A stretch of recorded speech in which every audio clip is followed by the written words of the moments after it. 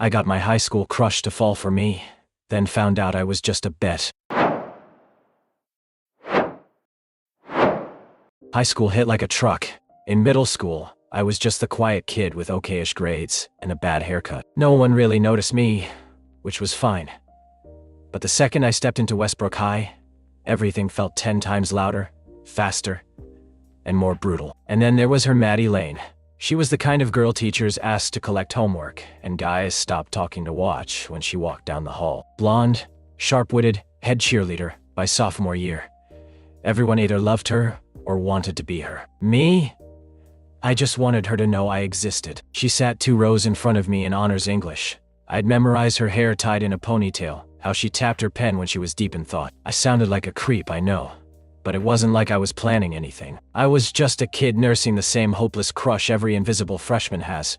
I had my own little crew, Jaden, who was all limbs and sarcasm, and Marcus, who lived in hoodies and acted like he was 25 instead of 15. We spent lunch in the corner of the cafeteria, ranking movie villains and failing to impress anyone. Maddie ran in a totally different circle. Her group was the Instagram royalty of our grade, the people whose lives looked like TV shows. The closest I got to talking to her was when she handed back my essay once and said, "You write neat." I floated on that for a week. I didn't expect anything to change. Why would it? We were worlds apart. But then sophomore year rolled around. It started when we got paired for a group project in world history. Totally random. Our teacher, Mr. Felton, had this thing where he'd use playing cards to assign partners. I got the 8 of hearts. So did Maddie. She looked at me, surprised. "You're, Daniel, right? You sit behind me in English sometimes, right?" I nodded. My heart was pounding. She knew my name now.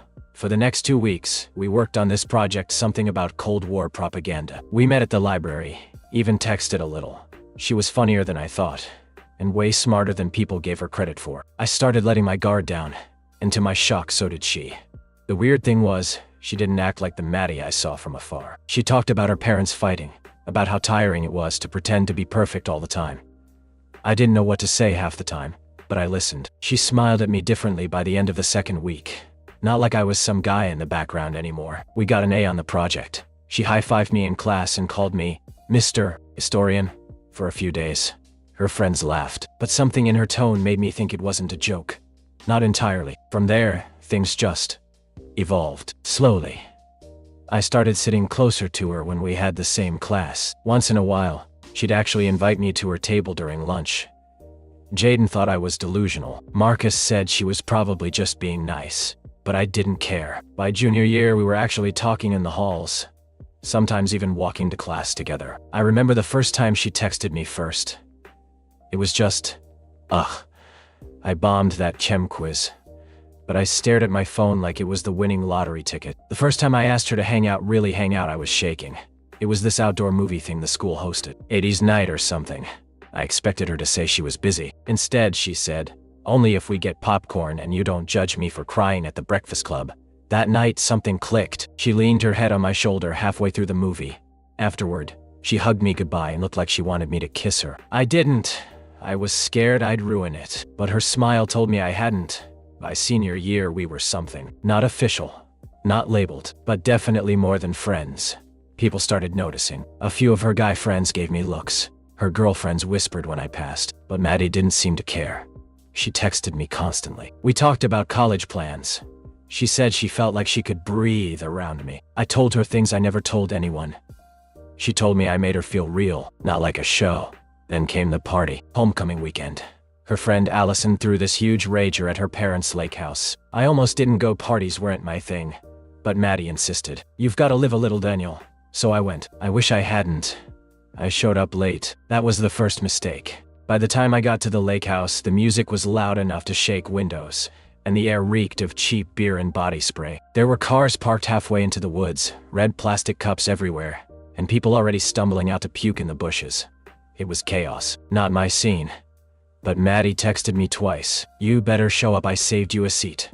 So I swallowed my nerves and walked in. I found her out back by the fire pit, surrounded by half the cheer squad and some of the football guys. She looked like something out of a magazine, hair curled, hoodie off one shoulder, red Solo cup in hand. When she saw me, her face lit up. "There you are," She beamed. I thought you were bailing. Had to convince myself I wouldn't die of second-hand embarrassment. She laughed and grabbed my hand, and pulled me down next to her on the blanket.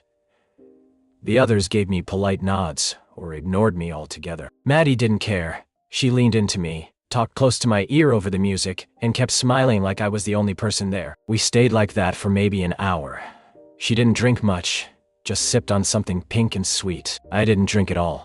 She made fun of me for it, called me Grandpa, but in a flirty way. At some point, she pulled her hoodie around us both and whispered, "This is nice, right?" It was. It really was. That's why I didn't notice her friends whispering nearby. That's why I brushed off the weird tension from a few of the guys, especially this one guy named Trevor, who kept shooting glances like he was trying not to laugh. Then someone yelled, "Truth or dare!" and the crowd moved inside like moths to a flame. The game was already chaos when we got in. Drunken dares, messy kisses, stupid questions. But Maddie joined right in, dragging me with her. I sat awkwardly in the circle, sandwiched between two half-drunk seniors. It was when Maddie got dared to kiss someone that it got weird. "Dare," she said confidently, crossing her legs. Trevor grinned. "Kiss Daniel." There were oohs and laughter. I felt my ears burn. Maddie looked at me for a second, something flickering behind her eyes, hesitation, amusement? I couldn't tell. Then she leaned over and kissed me. Soft, sweet, a little longer than necessary. My heart was going crazy. When she pulled back, she smiled and said, "Happy now?" Everyone laughed. I smiled too, but something about it felt off. I tried to ignore it, but I saw Trevor whisper something to another guy. They both laughed. Then I caught Allison, Maddie's closest friend, watching us, biting her lip like she wanted to say something but didn't. After the game, I stepped outside to get air. Maddie followed. "Hey," she said, bumping my arm. "You good?" "Yeah, just a lot of people." She smiled softly. "I get it." We stood there for a while in silence. I looked at her, really looked at her. And I realized I was falling hard. This wasn't a crush anymore. This was dangerous territory. So I said something I probably shouldn't have. "I really like you, Maddie." She froze, just for a second, then smiled. "I like you too, Daniel." But something in her eyes didn't match the words. I left around midnight, said I had a curfew. She hugged me goodbye, longer than usual, her head on my shoulder. On the drive home, I couldn't stop smiling. That kiss, the hug, the way she said she liked me, it all felt so real. Until Monday morning. I walked into school feeling like I'd finally made it. My locker wasn't just a locker anymore, it was on the same hallway as hers. When I saw her, I smiled. She smiled back. Kind of. A small one. Then she looked away quickly. I figured maybe she was just tired. But people started looking at me weird, whispering, laughing behind hands. Marcus caught up with me between periods, looking serious. "Dude," he said, "did you see the post?" "What post?" He pulled out his phone and showed me. It was a screenshot from some private Snapchat story, Allison's, I think. A picture of Maddie laughing with a caption, "He actually thinks she likes him," then another. A video clip from the party, Maddie and Trevor talking, and someone in the background whispering, $20 says she kisses him tonight. Bet. He's such a puppy. My stomach dropped. There were more blurry screenshots, out of context clips, enough to paint the picture loud and clear. I was a joke, a bet, entertainment. I didn't go to lunch that day. I sat in the bathroom for 20 minutes, trying not to lose it. She didn't text me. She didn't even look at me. Not until the last period, when I finally cornered her in the hallway. "You used me?" I asked, voice shaking. She looked stunned, like she didn't expect me to confront her. "No, I mean..." She paused. "It started as a joke, okay? But I didn't mean for it to. So it was a joke. Daniel, wait." But I didn't wait. I just walked. That night, she texted me 6 times. "Please talk to me. I didn't mean for it to go that far. You were different. I don't know what I'm doing. I'm sorry. Please." I didn't reply. But I didn't block her either. Not yet. The worst part wasn't even the betrayal. It was the silence afterward. The way everything just kept going. Teachers still assigned homework. My mom still asked how school was. Marcus still sent me dumb memes. Meanwhile, I felt like I'd been turned inside out in front of the entire school. By Wednesday, everyone knew.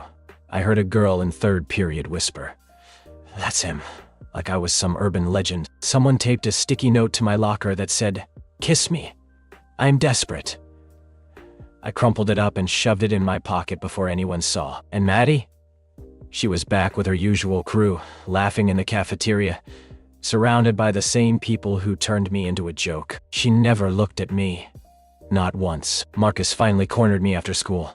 You can't keep avoiding me, man. I'm not. Dude, you skipped lunch 3 days in a row. That's literally avoiding me.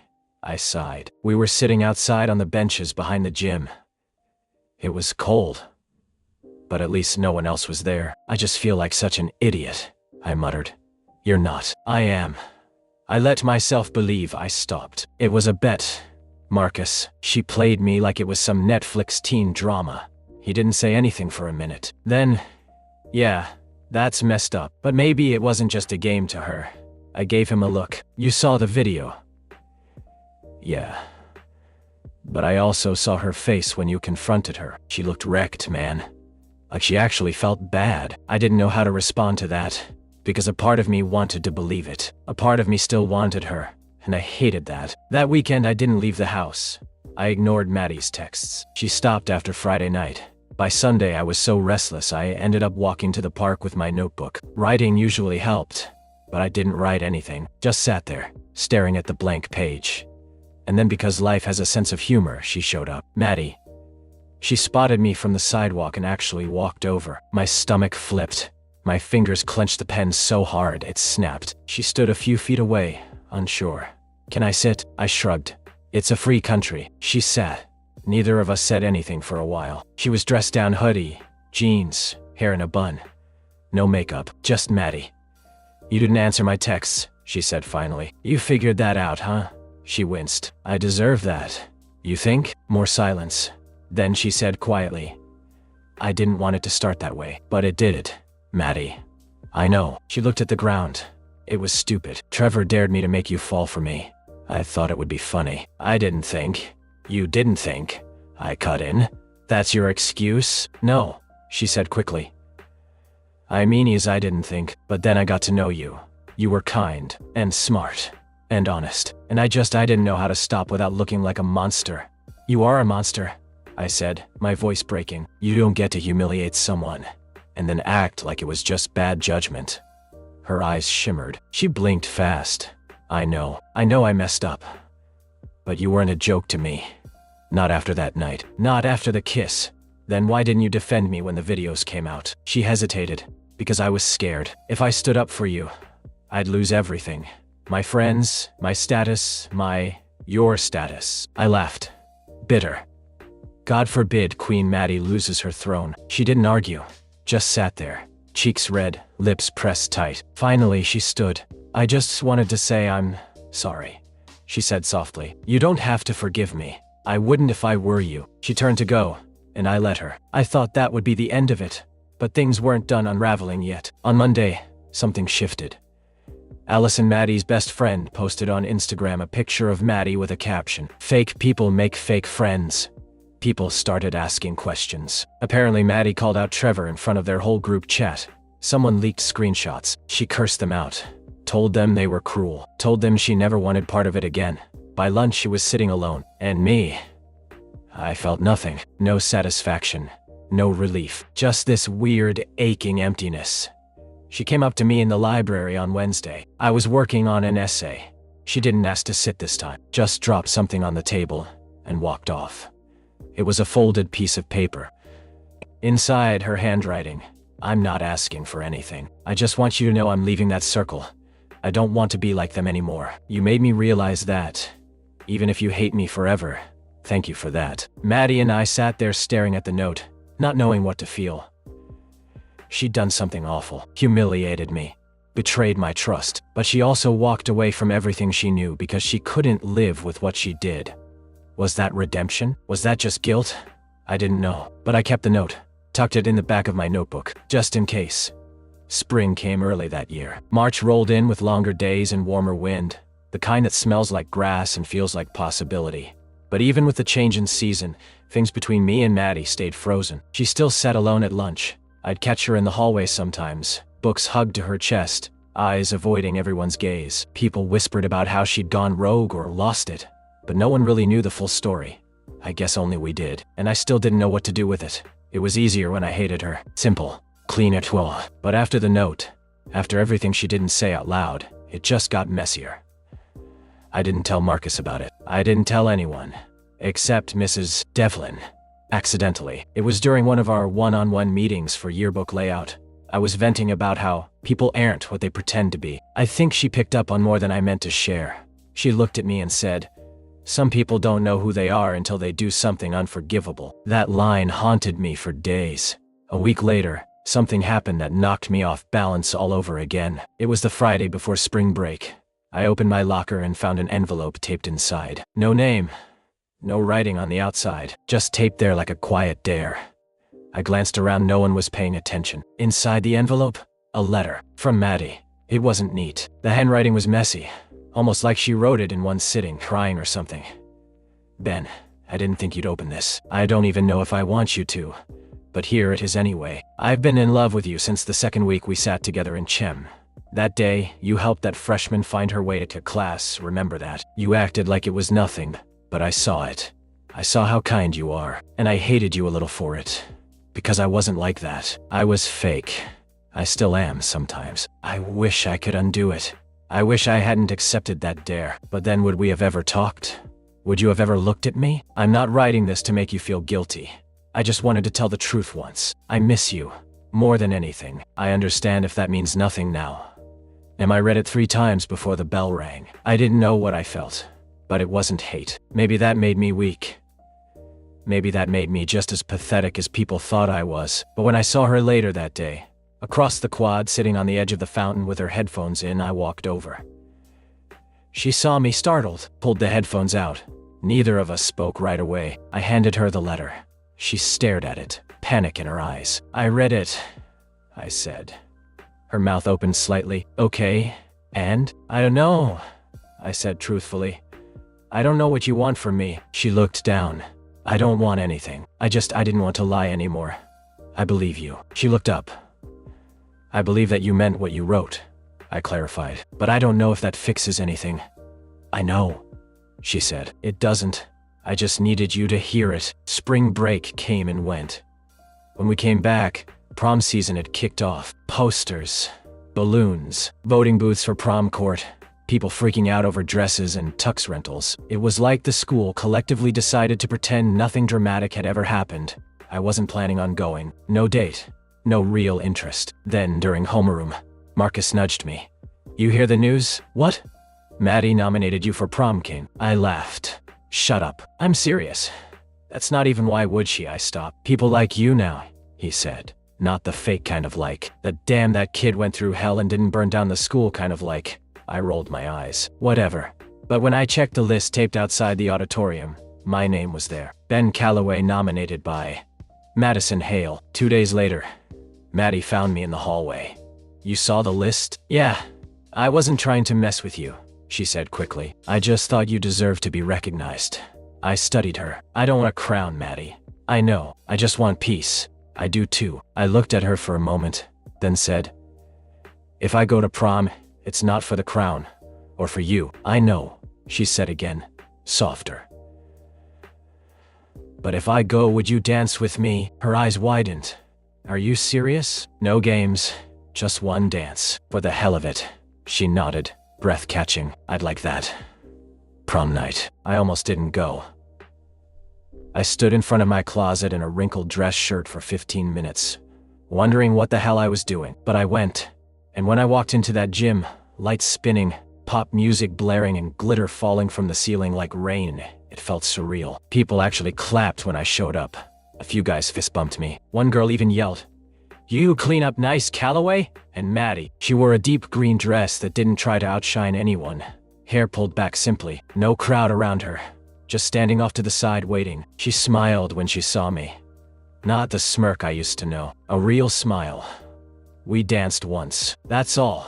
No grand gestures. No kiss. Just 2 people moving together slowly in the chaos, trying to remember how it used to feel to trust. It was messy, but it was real. And sometimes, that's the best we can hope for. After prom, everything got quieter. No dramatic after-party. No confessions under the stars. Just a tired, slow drive home, and the feeling that something had closed. not ended closed. I didn't text Maddie the next day, or the day after that. She didn't reach out either. I think we both knew that trying to force something permanent would just crush what little peace we'd finally found. We finished the school year on parallel tracks, not cold, not close, just parallel. She smiled at me in the hallway once. That was enough. By graduation, the whole incident with the dare had been buried by new gossip. A cheating scandal, a senior prank that got someone expelled. The usual drama. High school has the attention span of a goldfish. But I didn't forget. And I didn't forgive. Not fully. But I also didn't stay angry. That's the part no one prepares you for, the slow erosion of rage. You think you'll hold on to it like a badge, but it just fades, like bruises. Update: hey Reddit. A few of you DM'd asking for closure after that insane story I posted last year. About the girl who catfished me with a love letter as part of a dare. Here's the final chapter. I went to college a few states away. Clean slate, new people, no history. It was exactly what I needed. Maddie? She ended up taking a gap year. Traveled, apparently. Found herself, or tried to. We didn't talk for months. And honestly, I was okay with that. Then, last month, I got a message. Just a simple, "Hey, hope you're doing okay." I stared at it for a long time, and then I responded, "I am. Are you?" We talked for a bit, nothing heavy, just shared what we were up to. She said she still thinks about that night at prom. Said it was the first time in months she felt like herself. I told her it was the first time I believed she had a self beyond the masks. It wasn't romantic. It didn't turn into some long-distance fairy tale, but it was real. And that, I've learned, matters more than perfect endings. Sometimes people come into your life to wreck you, and sometimes they stay just long enough to help you rebuild something better. I don't hate her. I think I love who she became, not who she was. And I think I've finally stopped trying to turn pain into something poetic. Sometimes it's just pain, and sometimes that's enough. Ben. I was home for summer break when I saw her again. Total accident. I was at a coffee shop downtown. Headphones in, laptop open, halfway through writing an essay I wasn't due to turn in for another week. She walked in wearing jeans, sandals, and a shirt that said, "Be kind anyway." She didn't see me at first, but I saw her, and I remembered everything: the letter, the dance, the heartbreak, the silence. The entire twisted, beautiful mess. She turned and spotted me. For a split second I saw the old panic in her eyes, but then she smiled. Genuinely. I took off my headphones. She walked over. Hey, I said. You still write everything down like your brain's a filing cabinet? Some things are easier on paper. She nodded, then gestured to the chair across from me. Can I? I hesitated, then closed my laptop. Sure. We talked for an hour. Not about the past. Not really. We talked about what books we were reading, how her brother finally got sober, how I was considering switching majors. She told me she'd started journaling, not for school, just for herself. Helps me sort through the noise, she said. I smiled. Yeah, I get that. When she stood up to leave, she looked down at me like she was about to say something important. Then she just said, "Take care of yourself, Ben. You too, Maddie." She turned and walked out, her hair catching the sunlight for a moment before the door swung shut behind her. And that was it. No second chance, no final kiss, just a better ending than I ever expected. If I could talk to the version of me from junior year, the kid who thought everything in life had to make perfect sense, that love was either movie perfect or total bullshit, I'd tell him this. People are messy. Love is messier. And sometimes the best thing someone can give you isn't an apology, or a second chance, or even honesty. Sometimes it's a mirror. Maddie was mine. Not because she showed me who she was, but because she made me figure out who I wanted to be. And that's something I'll never regret. If you like this video, please subscribe for more.